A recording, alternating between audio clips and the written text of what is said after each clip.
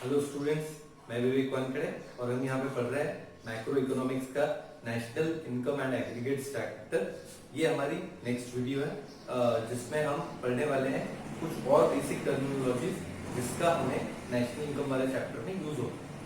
Guys, हमने first video में देखा था कि फैक्टर्स ऑफ प्रोडक्शन एक चीज होती है। मतलब फैक्टर्स ऑफ प्रोडक्शन वो वाले फैक्टर्स होते हैं जो हमें किसी पर्टिकुलर गुड या सर्विस को प्रोड्यूस करने के लिए रिक्वायर्ड होते हैं। उसको हम क्या बोलते हैं? Factors of production. कौन कौन से थे वो फैक्टर्स ऑफ प्रोडक्शन?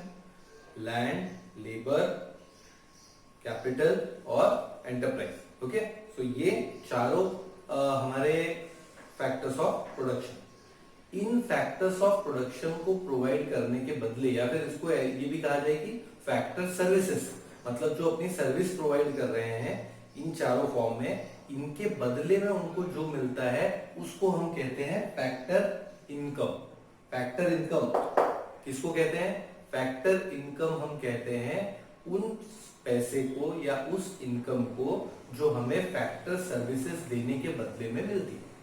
ठीक, सो हमने जो मेहनत की वो फैक्टर सर्विसेज और हमको उसके बदले में जो मिला वो फैक्टर इनकम। ठीक, ओके।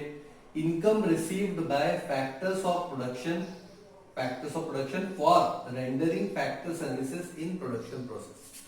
फैक्टर्स ऑफ प्रोडक्शन से जो इनकम कमाई जाती है फैक्टर सर्विसेज देने के बदले में, फैक्टर्स ऑफ प्रोडक्शन की वजह से जो इनकम कमाई जाती है, और फैक्टर्स ऑफ प्रोडक्शन क्या करते हैं? फैक्टर सर्विसेज प्रोवाइड करते हैं प्रोडक्शन प्रोसेस। तो प्रोडक्शन में जो सर्विसेज प्रोवाइड की जाती है उसके बदले में जो इनकम होती है उसको हम क्या कहते हैं? Factor income. ठीक, ओके।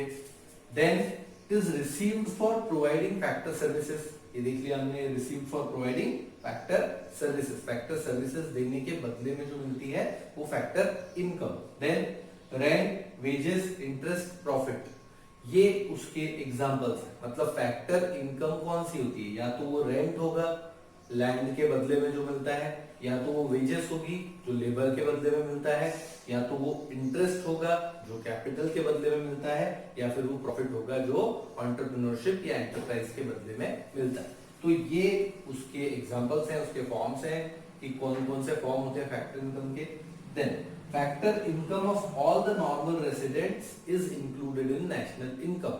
मैंने जैसा कि आपसे कहा कि नेशनल इनकम की कुछ टर्मिनोलॉजीज, नेशनल इनकम में जो इनकम यूज होती है वो नॉर्मल रेसिडेंट्स की होती है। रेसिडेंट्स हमने पिछले ही वीडियो में देखा है।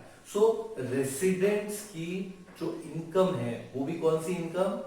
Factor income. मतलब जो उन्होंने काम करके मेहनत से कमाई है उसको हम कहेंगे फैक्टर इनकम।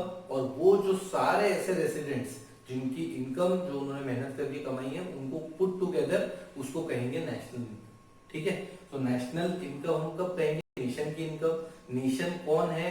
वो सारे रेसिडेंट्स, वो सारे नॉर्मल रेसिडेंट्स जो इंडिया या बाहर भी रह रहे हैं।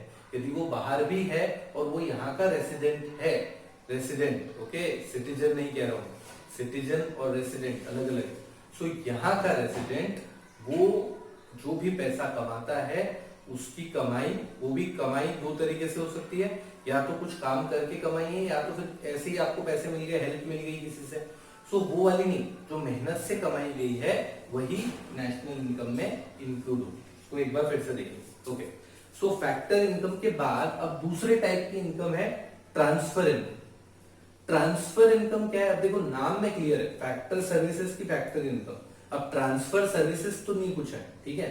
फैक्टर सर्विसेज में ट्रांसफर इनकम जो चीज है, it is different concept. Now what is it? It is a one sided pay income received without providing any productive services. बिना किसी प्रोडक्टिव सर्विस के जो पैसा मिल जाए उसको बोलते हैं ट्रांसफर इनकम। बिना किसी प्रोडक्टिव सर्विस के, बिना किसी फैक्टर सर्विस के, बिना किसी फैक्टर्स ऑफ प्रोडक्शन, किसी भी आपने कुछ ऐड नहीं किया प्रोडक्शन में मगर फिर भी आपको पैसे मिल गए, लॉटरी लग गई, ओके। अब आपने कोई प्रोडक्शन में ऐड तो नहीं किया लेकिन फिर भी आपको पैसे मिल गए। ओल्ड एज पेंशन, पेंशन और ओल्ड एज पेंशन दो अलग अलग बात है। जो बंदा जॉब करने के बाद फिर पेंशन ले रहा है वो तो उसकी सैलरी का पार्ट है, पहले ही डिसाइड हो चुका है। लेकिन जो ओल्ड एज पेंशन है वो उन लोगों को मिलती है जो बुजुर्ग हैं, तो उनको बुजुर्ग होने मतलब you are above a certain age, so you are getting that pension.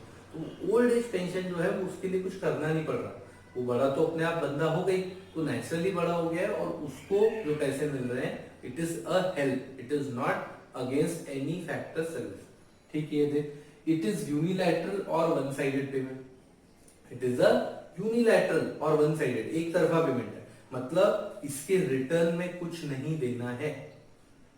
One sided ये तो सुना ही होगा तुम लोगों ने, वन साइडेड, सो इसके बदले में कुछ नहीं देना है, it is just from one person to another, बदले में कुछ मिलेगा या नहीं मिलेगा that has nothing to do with that. Okay, so it is a unilateral or one sided payment, it is the income received without providing any factor services. मिल गई है, उसके बदले में कोई प्रोडक्टिव सर्विसेज, कोई फैक्टर सर्विसेज प्रोवाइड करने की जरूरत नहीं।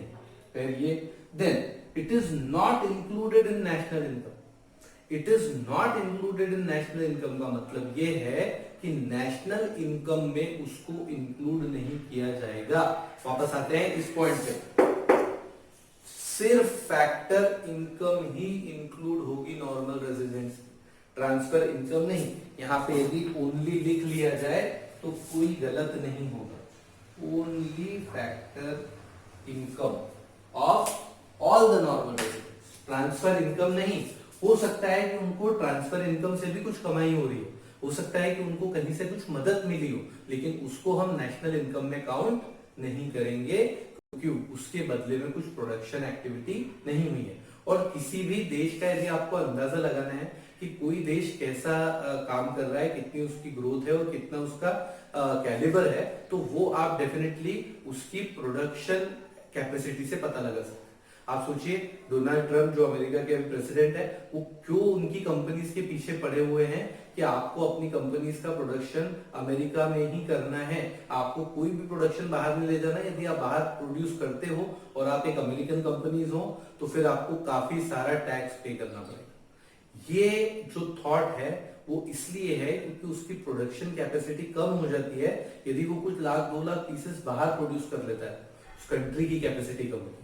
इसलिए प्रोडक्शन कैपेसिटी बढ़ाने से मतलब है, जो हमारे प्राइम मिनिस्टर नरेंद्र मोदी जी का कैंपेन है मेक इन इंडिया, वो इसी पर्पज से बनाया गया है क्योंकि वो प्रोडक्शन कैपेसिटी बढ़ाना चाहते हैं Bharat. So make in India इसलिए क्योंकि if you produce your products in India, so production capacity of India increases, उससे जॉब्स क्रिएट होंगे और काफी सारी चीजें। ओके, सो ट्रांसफर इनकम को नेशनल इनकम में इंक्लूड नहीं करते। Then transfer income is received within the domestic territory और फ्रॉम अब्रॉड, या तो वो अपनी डोमेस्टिक टेरिटरी के अंदर ही एक ने दूसरे को दे दी है वो इनकम, पर उसके बदले में कोई प्रोडक्टिव सर्विसेज नहीं, या फिर वो पैसा बाहर से कोई प्रोवाइड कर रहा है in the form of help और सम अदर थिंग, लेकिन उसके बदले में कोई भी प्रोडक्टिव एक्टिविटी नहीं हो रही है, कोई भी प्रोडक्शन नहीं हो रहा है। सो व्हेन प्रोडक्टिव एक्टिविटी और प्रोडक्शन इज नॉट हैपनिंग, तो फिर उसको हम कंसिडर करेंगे ट्रांसफर इनकम में, चाहे वो अब्रॉड से आ जाए पैसा या फिर इंटरनली ही एक सिटीजन दूसरे को दे दे या एक रेसिडेंट दूसरे को दे दे, तो वो ट्रांसफर इनकम है, वो सिर्फ एक पॉकेट से दूसरे पॉकेट में जा रहा है, उसके बदले में कोई भी प्रोडक्शन नहीं हो रहा है, तो उसको इंक्लूड नहीं करेंगे। और ये बात भी ध्यान रखने वाली है कि जो ट्रांसफर इनकम है वो जरूरी नहीं है कि फॉरेन से ही आएगी, ट्रांसफर इनकम इंटरनली भी ट्रांसफर हो सकती है from one person to another person. Clear? Okay, this is this. Then ये लिखा भी हमने अभी, only income which contributes to production is added in the, जो प्रोडक्शन में कंट्रीब्यूट करेगा उससे जो इनकम होगी वही नेशनल इनकम में काउंट। ठीक है? ओके, देन ये जो ट्रांसफर इनकम है इसको दो टाइप से लिखा जा सकता है, इसको करंट ट्रांसफर भी कहते हैं और कैपिटल ट्रांसफर भी कहते हैं। एग्जाम में कभी क्वेश्चन में ट्रांसफर इनकम या ट्रांसफर पेमेंट ना दिया और करंट ट्रांसफर दिया तो उसको भी ऐड नहीं करना। यदि कैपिटल ट्रांसफर दे दिया तो भी उसको ऐड नहीं करना। क्या करंट ट्रांसफर, क्या ओल्ड एज पेंशन, तो मैंने भी बताया कि बूढ़े होने की वजह से, पर कोई प्रोडक्शन हो रहा है क्या उसकी वजह से नहीं। अनएम्प्लॉयमेंट अलाउंस, कोई बेरोजगार है तो उसको कुछ भत्ता मिल रहा है लेकिन उसके बदले में उसको कुछ करना नहीं पड़ रहा। ठीक है, बेरोजगार रहना ये कुछ करना नहीं है एक्चुअली। ठीक है, तो नेचुरली अनएम्प्लॉयड हो सकता है। सो ये दो चीजें करंट ट्रांसफर में और भी कुछ आती हैं। कैपिटल ट्रांसफर, जिसमें कि बेसिकली कैपिटल ट्रांसफर होता है या फिर in a form of capital transaction हो रहा है। So it is a investment related grant, कोई इन्वेस्टमेंट के लिए जिसमें कि कैपिटल बिल्डिंग हो रहा है और ये वॉर डैमेजेस वगैरह देने के लिए। बेसिकली देखो इन दोनों में क्या डिफरेंस है, ये जो है ये एक रूटीन एक्टिविटी है, रेगुलर वाली पेमेंट है जो आप उसके डे टू डे रूटीन के लिए दे रहे हैं। ये वाला जो कैपिटल ट्रांसफर है ये आप उसको कुछ कैपिटल या एसेट क्रिएशन के लिए दे रहे हैं, ठीक है। सो ये वाले जैसे कि आपने उनको जो भी प्रोवाइड किया है, लेकिन इसके बदले में भी कोई सर्विस प्रोवाइड नहीं की गई और इसके बदले में भी कोई सर्विस प्रोवाइड नहीं की गई। सो ये ट्रांसफर इनकम। अब देखो एक और ट्रांसफर इनकम, टैक्स। गवर्नमेंट को जब टैक्स देते हैं तो गवर्नमेंट टैक्स के बदले में कोई प्रोडक्टिव सर्विसेज देती नहीं है, मतलब देती है लेकिन उसको कोई कंपल्शन नहीं है। आप ये नहीं कह सकते कि मेरी कॉलोनी के अंदर से तो इतना ज्यादा टैक्स गया है तो मेरी कॉलोनी में तो आप सिल्वर लाइनिंग वाला रोड बनवा दो, ये कोई कंपल्शन नहीं है। टैक्स का गवर्नमेंट को क्या करना है वो गवर्नमेंट डिसाइड करेगी। ऐसा नहीं है कि गवर्नमेंट ये चीज प्रोवाइड नहीं करेगी तो हम टैक्स नहीं देंगे, कोई ऑप्शनल नहीं है। It is a transfer income, आपने से पैसा लेके गवर्नमेंट को दे दिया, ओके। उसके बदले में कोई प्रोडक्टिव सर्विस आप एक्सपेक्ट नहीं कर सकते। देन सब्सिडीज जो गवर्नमेंट प्रोवाइड करती है वो भी subsidies, it is a kind of a help, तो उसको भी आप किसी भी तरीके की नेशनल इनकम में या प्रोडक्शन एक्टिविटी में काउंट नहीं करेंगे क्योंकि प्रोडक्शन नहीं हो रहा है, you are extending a help, तो सब्सिडी है, ठीक है। उसके बदले में कुछ प्रोवाइड नहीं कर रहा, कोई सर्विस या कोई ऐसा नहीं है कि सब्सिडी है या सब्सिडी वाले पोर्शन के लिए प्रोडक्शन अलग से हो रहा है, ऐसा नहीं, ठीक है। So taxes and subsidies are also part of transfer income. सो ये था फैक्टर इनकम और ये था ट्रांसफर इनकम। अब कुछ गुड्स के बारे में डिस्कशन है, उसको हम अगली वीडियो में देखेंगे और उसके बाद सीधे चलेंगे नेशनल इनकम के एग्रीगेट्स। Thank you.